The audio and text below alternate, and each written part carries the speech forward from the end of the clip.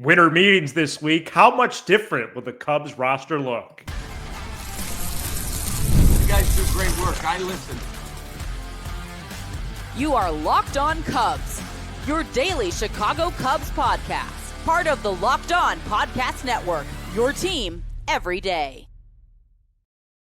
You are Locked On Cubs, part of the Locked On Podcast Network, your team every day. Alongside Sam Olber, I'm Matt Cozy. Sam and I are lifelong fans taking our passion into discussion with you on all things Cubs. Thank you for being part of the show and making us your first listen today. The best way you can help us grow the show is to listen every day, like the video, and comment anything below. Today's episode is presented by our great partner at FanDuel. You can start the season with a big return on FanDuel. New customers can place a $5 bet. You'll get started with $150 in bonus bets if you win your first $5 bet. Visit FanDuel.com to get started. And FanDuel re-signed through all of 2025. So we're very excited about that. Speaking of schedule stuff, as the week moves along, we'll go over some things about our holiday formation of the show, our holiday party stream. So get ready for that later in the week. But welcome to the winter meetings, as the Cubs might be one of the most active teams on the trade market, at least, entering this week. We'll get into all of that. And Sam, by the time we record our last episode this week, say maybe Thursday evening, the Cubs might have a different looking roster. 100%. And before we jump into that, I just want to take a minute or two and just pick a little bit of a bone that I have. And that is, as you're drinking coffee here, Matt, I don't know if you remember this, and this isn't directed at any one person. But I don't know if you remember about a couple years ago when the Cubs signed Swanson, right? It's just keep drinking the coffee while I'm talking. That's fine. I knew that was going to bother you. I told Kira that before the show. I had a personal connection, if you remember, that told me, hey, that's right. I do remember. Yeah. Swanson to the Cubs is pretty much done. It's just, it's going to take I think I tweeted it or I said something. I don't remember exactly what it was, but about a week before it ended up happening. And for the next 6-7 months, I'd get all these DMs messages. Hey, what are you hearing about this? What are you hearing about this? And the answer was nothing, because the only reason I had the Swanson thing is I just had a personal friend of a friend that got me that information. The point that I'm trying to make is that I've just been a little bit frustrated here the last couple weeks with the, and I'm going to put in air quotes, reporting on rumors, because it just doesn't feel like it's actual reporting a lot of the times. I'm not calling out anybody specifically, just in general. And, Lance Brozdowski over on the Setup Man with Kyle pointed this out, and he was so right? Like, it just feels like right now I could jump on Twitter and say, hey, sources are telling me that there's a chance Cody Bellinger could get moved this week. And if it happens, I look like I actually have a real source. And if it doesn't, I'm covered because I said there's a chance. Really, I'm just making a prediction that everybody knows is probably very likely to happen. So I'm not doing anything or saying anything. And I just don't love it. And it's hard to keep up with all the different rumors and what's there. And I wish there was a little bit less of it. Let's talk about the Cubs. Well, it is hard to keep up because on my outline today, I have all these different iterations of what the Cubs could do. And I'm basing that on mainly reporting, but also some of the rumors that have been dropped and maybe some of the rumors that have been framed as scoops, things like that. But yeah, I would say any news or chatter needs to be distinct from like a prediction. Yes. For example, I believe Jed Hoyer is seeking a genuine shakeup this offseason. Mm-hmm. I'm basing that off what I've gathered from real reports, from listening to Northside Territory, from things like that. Mm-hmm. Whether that pans out this week or by the end of the month or the end of the offseason, I don't know. Right. But I do believe in my heart of hearts the Cubs are trying to make some changes. I think you're right. Now, it seems like they're making changes to put Shaw and Casey at second and in right field, but changes nonetheless. And To close out last week, Sam, we heard the Mariners are in on both Cody Bellinger, Nico Hoerner. We also heard there was a 3-team deal with the Sox, and then the next day Yeah. that was done. Right, and we think the Mariners might especially like Hoerner. Yes, the 3-team deal with the White Sox and Crochet, our esteemed guest from a couple weeks ago, David Kaplan, mentioned Luis Castillo. Yep. And so basically what we know is Bellinger and Hoerner are being shopped. I wouldn't be surprised if Paredes is being shopped around too. I trust Cap.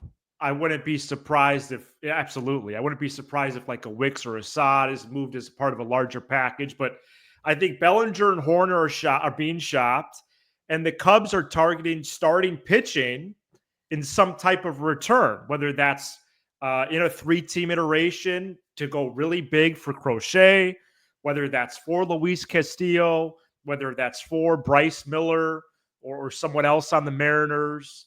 But what do you think by the end of this week will happen? You know, where are you at with this team? Do you have what's your instinct tell you? I don't like to predict timing of these moves. Right. So maybe not timing, but just in general. In general, I think Cody Bellinger's gone.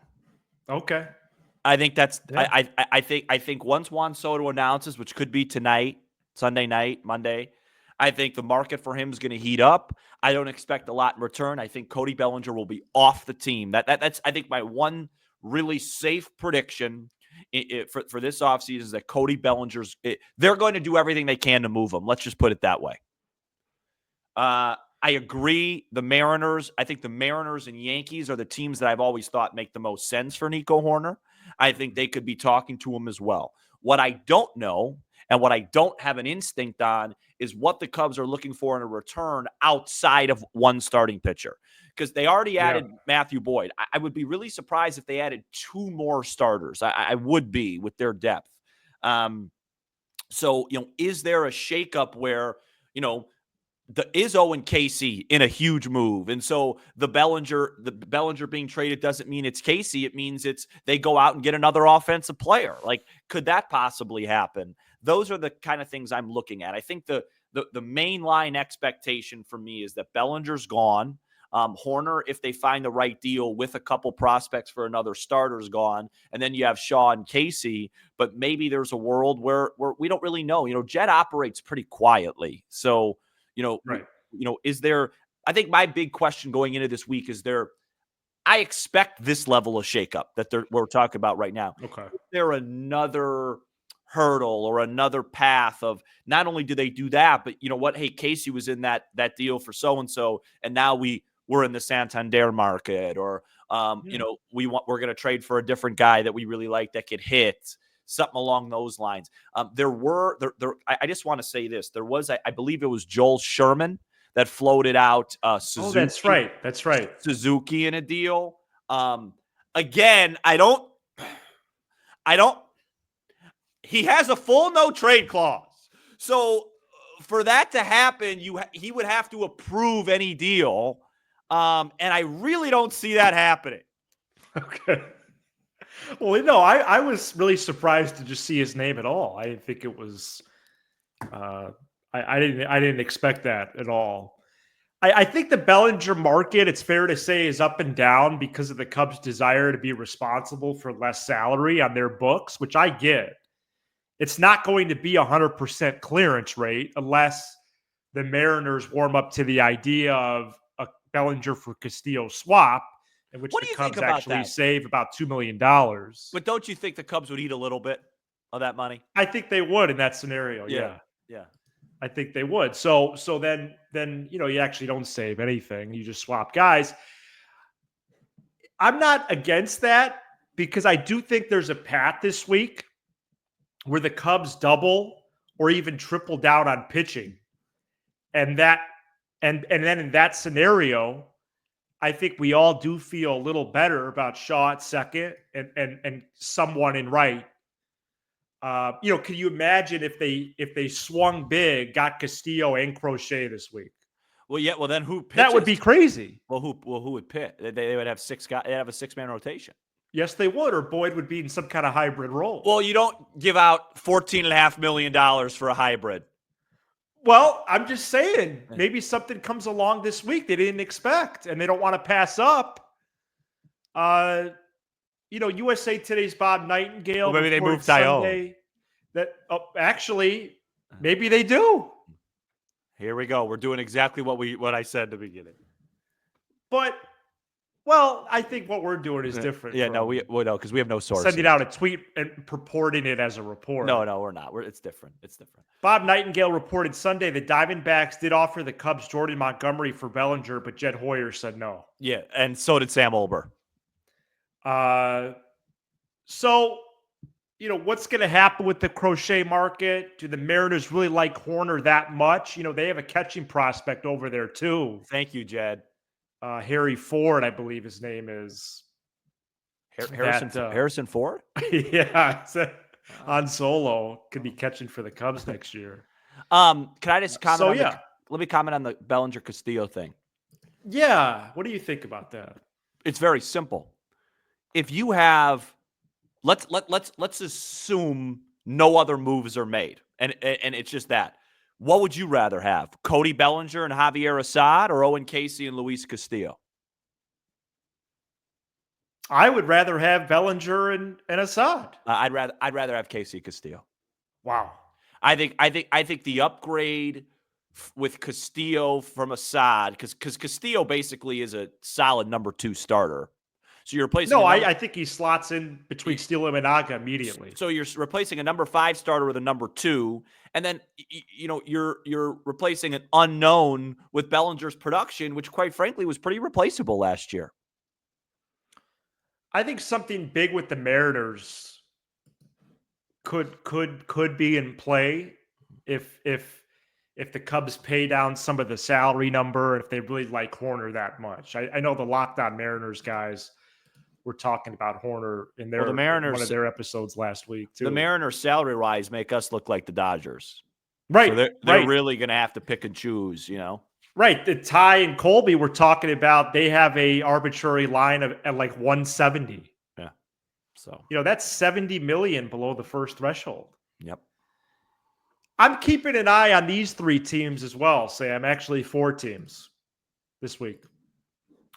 In addition to the Mariners and Sox, I'm keeping an eye on the Yankees 100%. as a possible trade partner. Keeping an eye on the Astros. Okay. Keeping an eye on the Phillies. And then also the Twins and the Rays. So actually 5 teams. So 5 team. Yes. Well, I'll just add it. I'm going to keep an eye on, the Angels, and I'm going to keep an eye on the Nationals and, every other team in the league. But if Jed, depending on how Jed's working, I do think he's trying to gauge multiple teams and mostly trying to gauge it for pitching. Yeah. Starters and someone at the back end of the pen. And then you also have, the free agent market.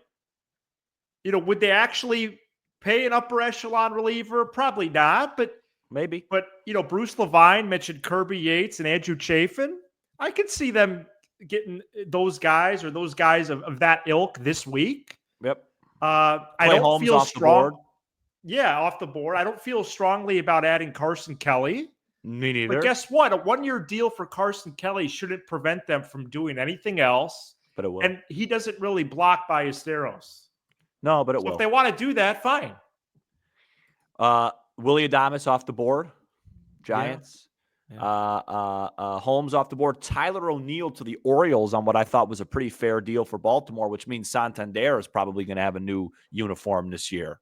Yeah, he'll go somewhere else. Maybe the Red Sox if they lose out on Soto. On Soto. The Soto thing's big. That's why that being announced in the next 24 hours will be really key, because the Bellinger thing doesn't start until because if Soto goes to the Yankees are out of the Bellinger sweepstakes, right? I think so. Yeah. So I'd like Soto to decide Sunday night. They could have a nice press conference Monday in Dallas. And then everything could be, the floodgates could open. I still am not positive. I'm still not sure I buy anything that I'm being sold on that front. I think it's all smoke and mirrors. Don't you feel like the Yankees, quietly are just going to top any offer? Yeah, and I also think the human element is in play. I think Soto just liked being there. Yeah. And he likes Judge. I mean, I'm hearing like 14, 15 years at this point for like 750 Yeah, innings. no, a couple places have reported that. John Heyman said it's up to 730. That's just, I mean, from like 3 teams. am I the only one, and then we can move on, that would start to get uncomfortable if I were Soto and be like, look, man, like just I want to be in New York. Let's just call it 12, 13 for 680 and get out of here. Right. The bidding would start to just it's uncomfortable. It's too much. I wonder. Like, it's just that. I know hey man, an extra 30, 40 millions, that's his grandkids and all that stuff. I get it. It's just like, good grief. Right. What are we doing? No, I just hope it gets done soon. I think it will. Coming up next, Dansby Swanson news. Stay tuned.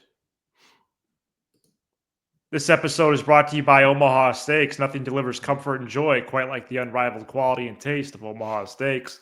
This year, skip the holiday hustle and bustle and save 50% off site-wide during their cyber sale at omahasteaks.com. Plus, get a $30 reward card when you shop early and score an extra $30 off with promo code MLB. With 5 generations of experience, Omaha Steaks consistently delivers the world's best steak experience. And their gifting experts have made it easy to deliver the perfect gift with thoughtfully curated gift packages starting at $89.99. From legendary steaks to mouthwatering desserts and more, save 50% off site-wide during the cyber sale at omahasteaks.com. Plus, our listeners get an extra $30 off with promo code MLB and a $30 reward card when you shop early. That's 50% off at omahasteaks.com and an extra $30 off with promo code MLB. You have to check out Omaha Steaks. The Cubs announced on Saturday that Dansby Swanson underwent successful surgery on a core injury and that Swanson is not expected to miss any time. There are 2 twists to this, though. 1, the core injury is unspecified. And 2, the surgery was in early October. Sam, what the heck? 2 months they waited to announce this? Number 3, Matt Cozy sent me a text in early June. I look back. Wait, really? Early June saying this. You'll hear something about a Swanson offseason surgery when the season is over. Early June. That's what I thought. So, core injuries not where I thought, wasn't it? I thought his knee was bothering him. Thought he had a knee problem.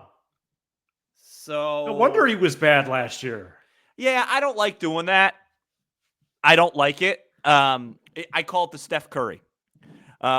In the NBA in 2015, 16, 17, whatever Steph Curry was playing bad, it was like, well, yeah, his knee's banged up. And then 2 games later, he'd have 45, and it's like, oh, he must be better now. You know what excuse me. Yeah. So, it's like, and Dansby would be the first to tell you this. He'd be the first to tell you this. If he's out there, he's out there, and he should be judged accordingly so. Right. But if this will make him better and feel better going into the year, and we could get whatever we could get to get better production out of him, because basically Willy Adames basically got his contract, essentially. It's really similar for the most part. Maybe I think Adames might have had a year or 2 less, whatever it was. I don't remember. I thought Adames was 7 for 182. He was, yeah. Yeah, and so, and look what Willy Adames did last year offensively. So, need more. Yeah, he was extremely productive. He has been the last 3 years, especially from a slug perspective. Yeah, yes, it's 7 year 177 and 7 years 182. So essentially the same deal. Obviously, I know the analytic people are going to say, well, Swanson's so much more valuable defensively. I'll take the 32 and 109. Right. That helps. Yeah. What did he get? 23 3-run homers last year? That's going to help you win a lot of games.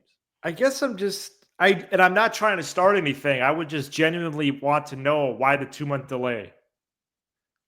Why the 2-month delay?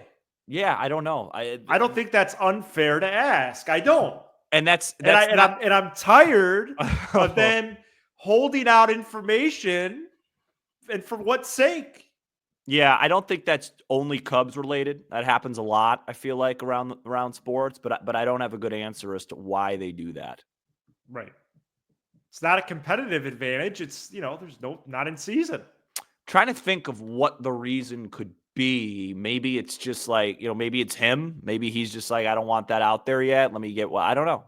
Maybe there was a clearance period where it was like, hey, after 8 weeks, I know I'm going to be good. Then we could push it out. Maybe that's a good thought. I mean, a Something core like that. core surgery sounds, I don't know. That sounds kind of, any surgery is painful, but man, having somebody, in there, Right. and that's, baseball's all core, all core oblique. related. Yeah.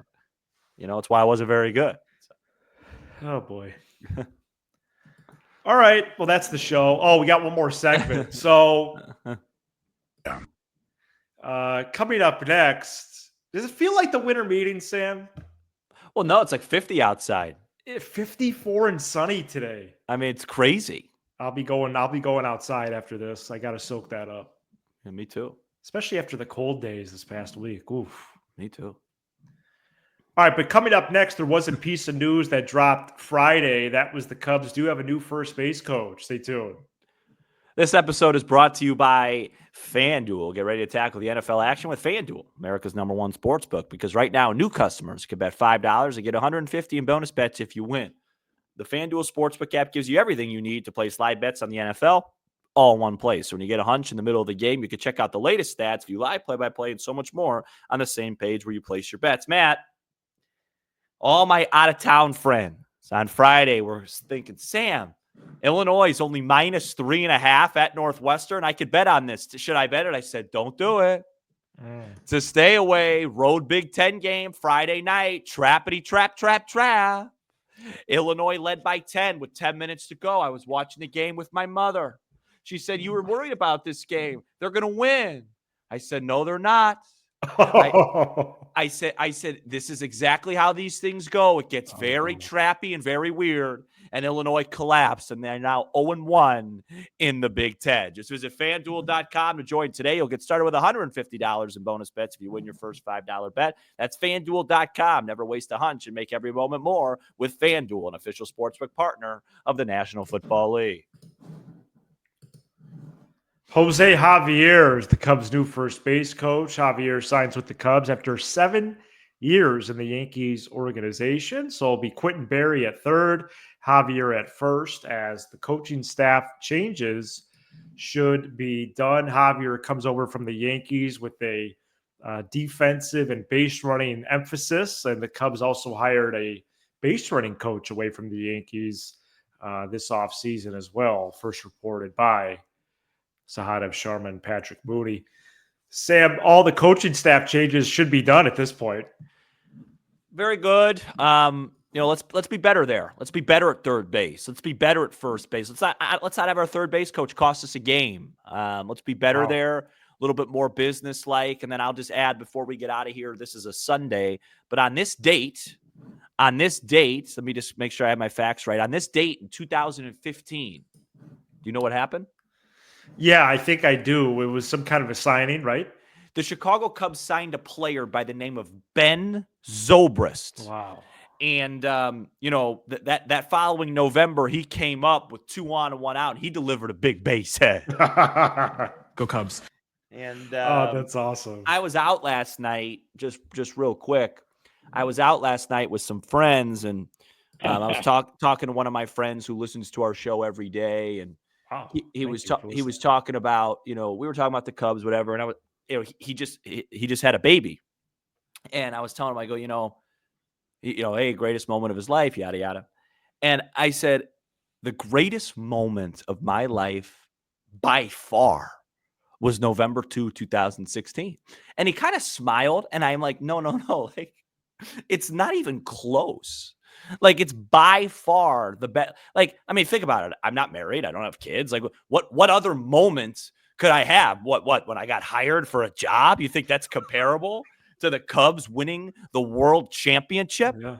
I mean, it is. Sometimes I take it a little bit for granted because we do the show every day and we're so involved in this. I just go back like that might be the pinnacle for me. I might have peaked on my 23rd birthday. Oh man. But I'm okay with that. Wow. Zobrist comes to the plate. I'll never forget it. I go, that was a mistake. That was a mistake. Tito made a mistake. It's a moment we'll always remember. Always. Always. I can recite you the whole game. Always. I'll be 95. I won't know what town I'm in, but I'll remember that.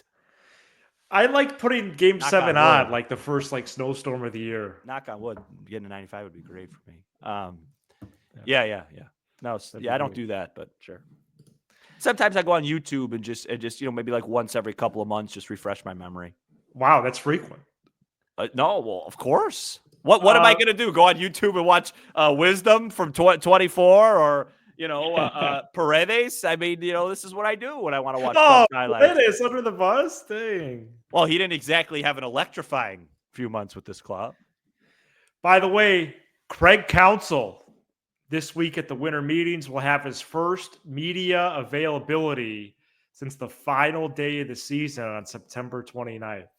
Yeah, I'm not expecting a whole lot. So we'll keep tabs on what Counsell, Hoyer, Hawkins, and all those guys have to say this week. The plan for breaking news is we'll post a shorter instant reaction. Yeah. And then we'll follow up later that day. Yeah, so breaking news, anything that drops midday, hopefully we'll get something out quick and then follow up that night. And, if something breaks at like 1 a.m., and I'm awake, I might just post it. I might turn over and, just post something. It's good practice for the 5 a.m. Tip-off, the first game of the year.